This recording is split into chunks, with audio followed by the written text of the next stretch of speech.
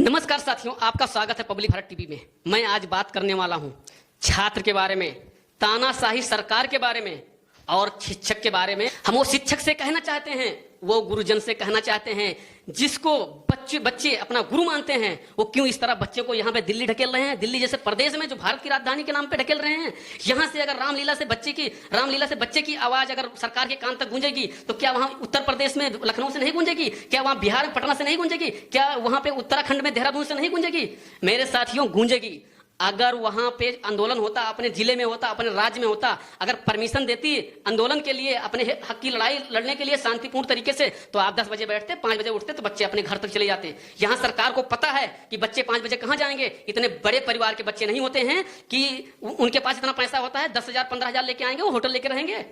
इतना पैसा नहीं होता है। उनके पापा, उनके जो पिता होते हैं, 200-300 रुपया, 400 रुपए रोजाना की कमाई रहती है, उसमें परिवार चलाना होता है। वो कहां समझ पाएंगे? ये पॉलिटिशियन कहां समझ पाएंगे? सांसद विधायक कहां समझ पाएंगे? ये शिक्षक कहां समझ पाएंगे उनके बारे में? और ये सरकार कहां समझ पाएगी? आज अगर इस कुर्सी पे बैठ गए हो, देश चला रहे हो, तो एक दिन आप भी थे, उस दौर से गुजर रहे थे जहां पे रोटी खाने के लिए पैसा नहीं था। आप कब ये भूल गए? ये आप भूल गए तो बहुत बड़ी ये दयनीय स्थिति है। क्योंकि आप छात्र के बारे में सोचिए। अगर आप सोचते हैं विकसित भारत बनेगा अगर छात्र पढ़ाई नहीं करेंगे और छात्र एजुकेटेड नहीं होंगे, तो क्या विकसित भारत बन पाएगा? हमारा विकसित भारत नहीं बनेगा। क्योंकि अगर विकसित भारत का सपना है तो बहुत अच्छा सपना है। क्योंकि उसी हिसाब से छात्र के बारे में बात करिए। एक बार ये कहानी नहीं हुई है, आए दिन हर पेपर में कहानी होता है, चाहे उत्तर प्रदेश हो, चाहे बिहार हो, चाहे अदर कोई स्टेट हो, ये कहानी आती है। तो क्यों नहीं इसमें संज्ञान लिया जाता है? इसके लिए क्यों नहीं कानून आता है कि जो पकड़े जाए, जो धांधली पकड़े जाए, वो हमेशा के लिए उनके ऊपर सख्त से सख्त कानून बने और इसका बच्चे के साथ अन्याय ना हो। क्योंकि बच्चे एक मध्यम वर्ग की फैमिली के होते हैं मेरे साथियों।